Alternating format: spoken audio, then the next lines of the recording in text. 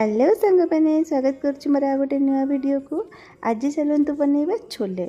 छोले लगी मुझे देखुं ये छोले को 4 ରୁ 5 घंटा भल से भिजे रखी धोईकी तापर प्रेसर कुकर जितक छोले अच्छे सब पकईदेली से पकईली लुण हलदी आउ से पकईली मु तेजपत्र 2टा गोटे डालचीनी आउ कि खड़ा गरम मसला को एमती जाली भितर पूरेकी 3टा सीटी मारदेली। एबे आमे बनइबा मसला लगी तेल गरम करिकी तेल रे पकईली 3टा प्याज आउ 3टा बड़ बड़ साइजर टमाटर ताको भल से फ्राए करदेकी से लुण हलदी लंका गुंड आउ मु पकईली अदा रसुण पेस्ट जीरा गुंड धनिया गुंड भल से ताको आउ थे कषि दे सारा पर टिके पकईली मटन मसला हूँ छोले की इंग्रेडिएंट आपको पकड़ा जमार भूलें।